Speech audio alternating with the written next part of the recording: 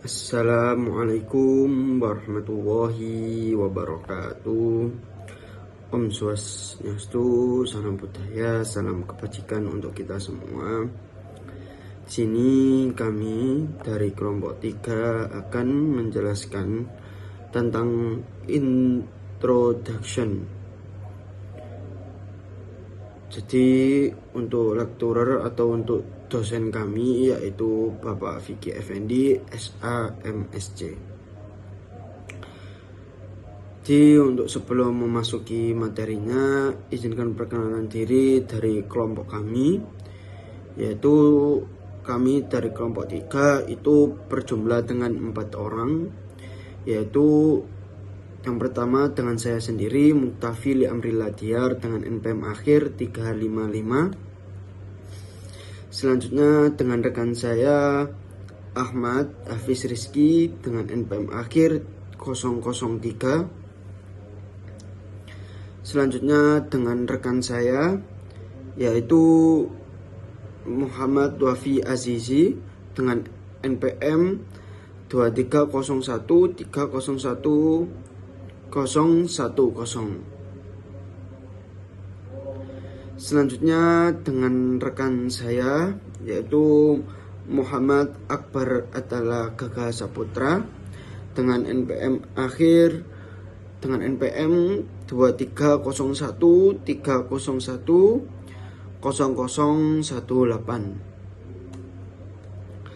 Oke, mohon dari teman-teman yang untuk melihat video ini diharapkan dilihat sampai akhir agar kalian bisa memahami tentang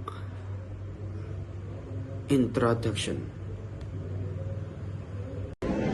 Sebelumnya kami akan memperkenalkan anggota kami terlebih dahulu. Yang pertama saya sendiri Ahmad Hafiz Rizky dengan NPM akhir 003, lalu ada Muhammad Wafi Azizi dengan NPM akhir 010, lalu ada Muhammad Akbar Atala Gaga Saputra dengan NPM akhir 018, lalu ada Muktafil Yamrillah Dihar dengan NPM akhir 355. Oke, untuk yang pertama ini ada introduction.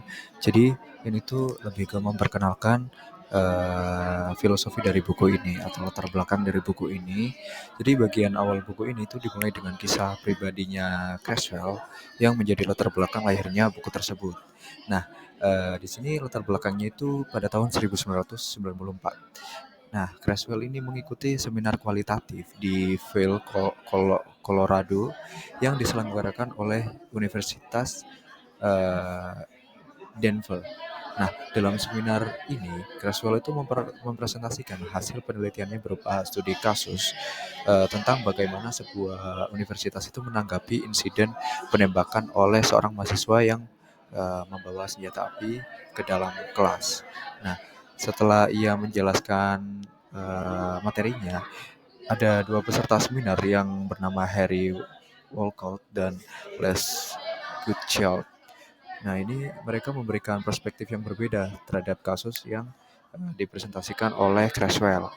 Nah, untuk Harry Walcott ini itu seorang antropolog di budaya melihat studi ini itu dari pendekatan etnografi, yaitu memandang kasus tersebut dalam konteks budaya universitas. Sedangkan kalau Les Goodchild itu melihatnya dari pendekatan historis, yaitu meninjau insiden tersebut dari perspektif sejarah. Jadi mereka itu sudah berbeda. Kalau Harry Walcott itu tentang budayanya, kalau Les Goodchild itu tentang sejarahnya. Nah, dari pengalaman inilah Creswell itu menyadari sesuatu yang penting, yaitu desain penelitian kualitatif itu sangat dipengaruhi oleh pendekatan atau approach yang digunakan oleh peneliti. Nah, pendekatan yang berbeda itu akan menghasilkan cara pandang, analisis, dan hasil yang juga berbeda terhadap fenomena yang sama. Nah, hal inilah itu kemudian menjadi dasar utama dalam penulisan buku ini untuk menjawab pertanyaan bagaimana jenis atau pendekatan dalam penelitian kualitatif mempengaruhi desain dan prosedur sebuah studi atau penelitian.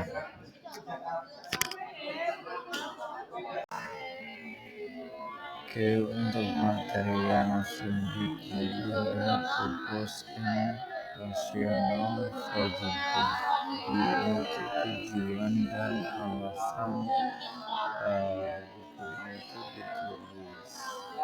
Nah, Creswell itu menjelaskan bahwa buku itu ditulis untuk membantu pembaca memahami 5 pendekatan utama dalam penelitian kualitatif, yaitu yang pertama ada narrative research, phenomenology,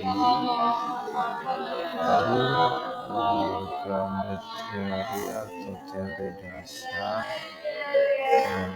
lalu ada etnografi dan juga case study. Creswell itu menempatkan kelima pendekatan ini itu berdampingan atau side by side agar pembaca itu dapat melihat perbedaan dan kesamaan di antara mereka. Jadi nanti pembaca itu dapat memilih pendekatan mana yang akan dipakai. Creswell juga itu menunjukkan bagaimana masing-masing pendekatan ini memiliki cara yang berbeda dalam menyusun penelitian penelitian, lalu mengumpulkan data, lalu menganalisis data, menulis laporan penelitian, dan juga menilai keabsahan hasil dari penelitian. Lalu Creswell juga itu menekankan bahwa buku ini itu berbeda dari buku yang lain karena kebanyakan penulis itu hanya membahas satu pendekatan tertentu, misalnya hanya etnografi atau grounded theory atau teori dasar.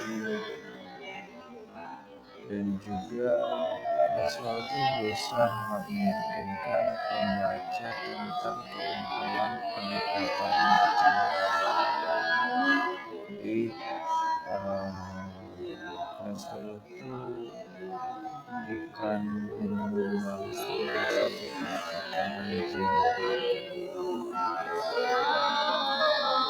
Nah, Creswell itu juga ingin memberikan gambaran luas kepada pembacanya, terutama mahasiswa dan peneliti pemula. Jadi ini tuh sangat cocok untuk mahasiswa dan peneliti pemula dalam memahami pendekatan kualitatif ini agar mereka itu bisa memilih pendekatan yang paling sesuai dengan masalah penelitian dan minat yang akan diteliti. Dan selain itu, peneliti juga berharap pembaca itu dapat memahami langkah-langkah dalam proses penelitian kualitatif, lalu juga bisa mengenali 5 pendekatan utama penelitian kualitatif, dan juga dapat memahami perbedaan dan juga kesamaan di antara kelima. Jadi bagian awal bab ini itu menjelaskan latar belakang buku atau pengalaman pribadi penulis atau Creswell, dan juga tujuan utama dari penulisan buku ini dengan membandingkan 5 pendekatan pendekatan kualitatif untuk membantu peneliti memilih metode yang sesuai dengan tujuan.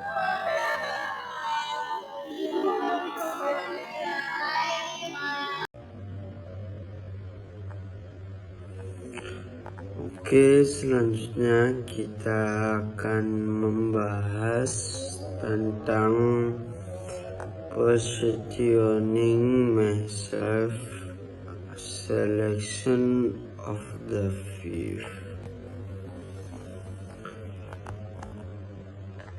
yaitu jadi di sini itu penulis ini itu memosisikan dirinya itu sebagai ahli metodologi terapan, yaitu yang awalnya dia itu berfokus pada penelitian kuantitatif, namun kemudian itu mengembangkan minat yang kuat terhadap penelitian kualitatif dan metode campuran. Kenapa dia kok ingin berpindah dari kuantitatif ke kualitatif? Yaitu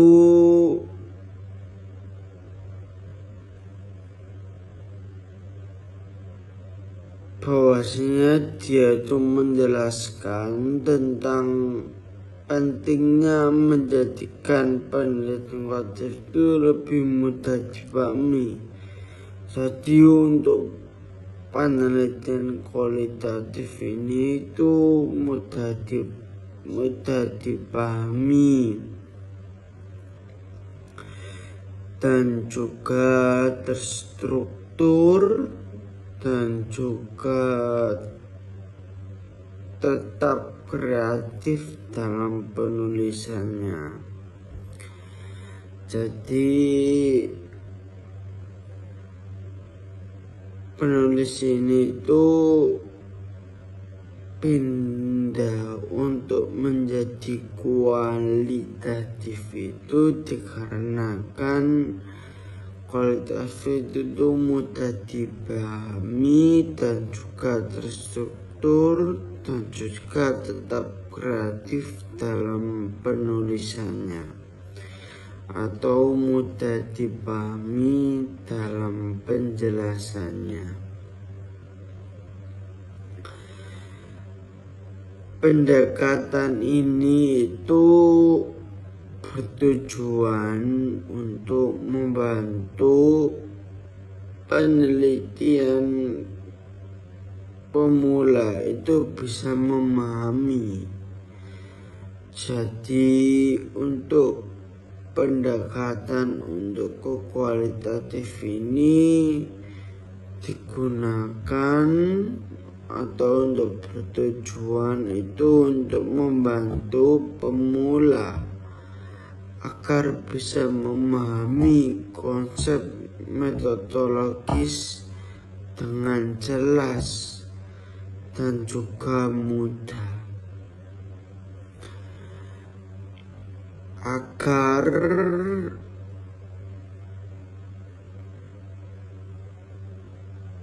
peneliti pemula ini mampu menerapkannya secara efektif dalam praktek penelitiannya.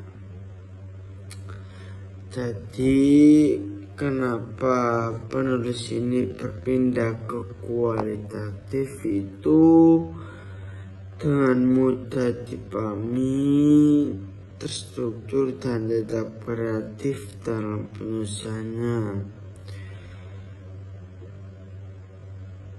Karena kan kualitatif ini membantu pemula itu bisa memahami konsep metodologis dengan jelas dan juga gampang untuk menerapkan secara efektif dalam praktek penelitian.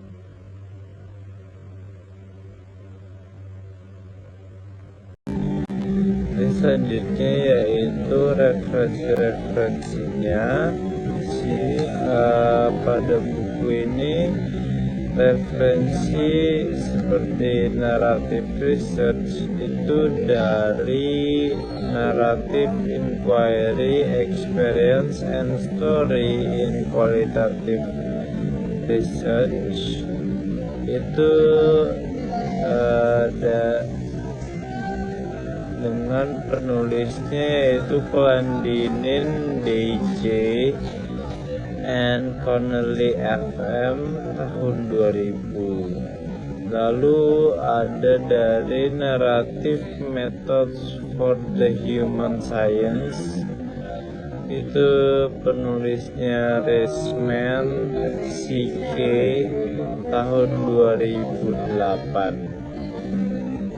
Lalu fenomenologinya dari Phenomenological Research Methods, penulisnya itu Mostakassi tahun 1994. Lalu dari Researching Lived Experience, Human Science for an Action Sensitive Pedagogy, itu penulisnya Van Manen M 1990 tahun 1990. Lalu Grounded Theory itu dari Constructing Grounded Theory, a Practical Guide Through Qualitative Analysis, itu penulisnya Charmas K tahun 2006.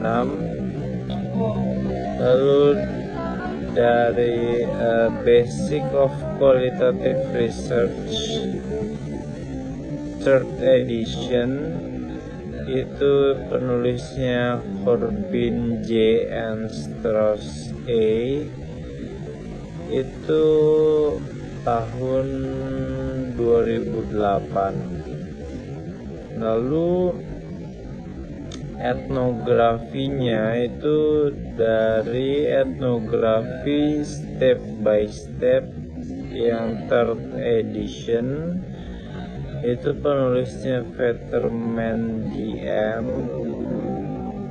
tahun 2010. Lalu ada Etnografi A Way of Seeing 2nd edition, itu penulisnya Wolcott HF tahun 2008. Lalu case study-nya itu dari The Art of Case Study Research, penulisnya Stig R 1995.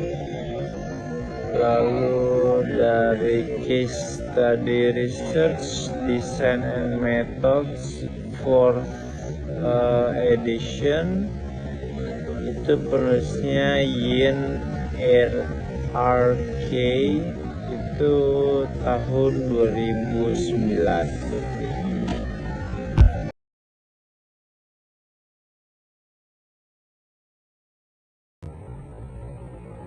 Baik, materi selanjutnya itu bahas mengenai audiens. Jadi buku ini ditujukan untuk akademisi dan peneliti di bidang ilmu sosial, humaniora, dan kesehatan. Jadi penulis atau peneliti itu menjelaskan dasar-dasar penelitian kualitatif terlebih dahulu.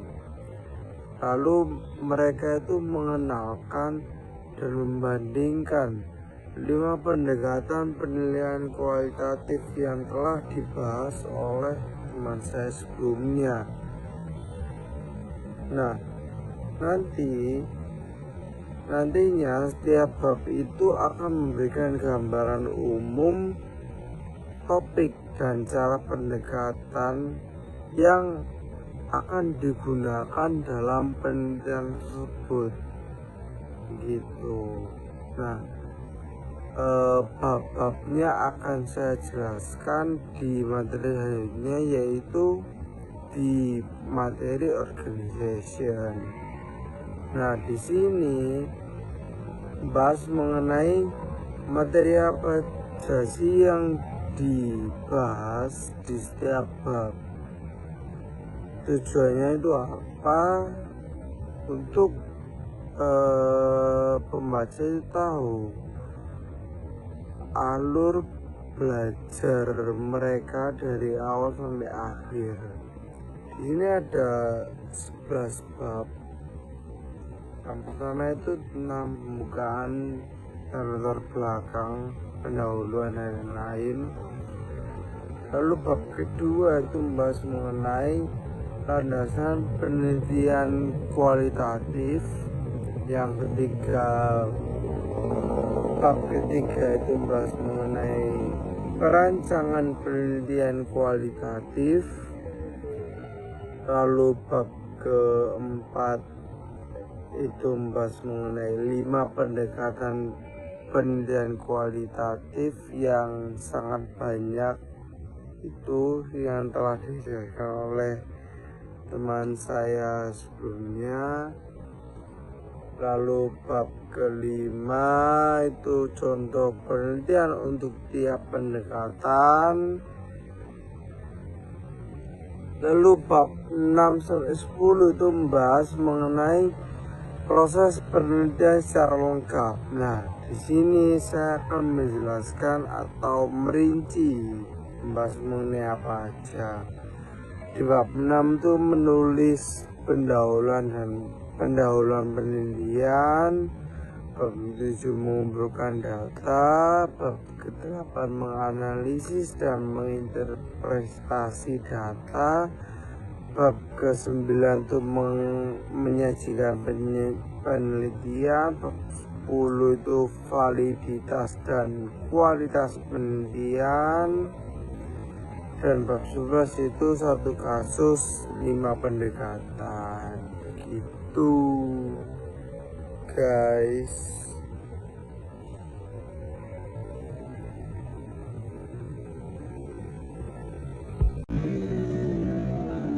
Demikian presentasi dari kelompok 3. Apabila ada kata-kata yang salah, mohon dimaafkan. Kurang lebihnya mohon maaf. Wabillahi taufiq wal hidayah. Wassalamualaikum warahmatullahi wabarakatuh.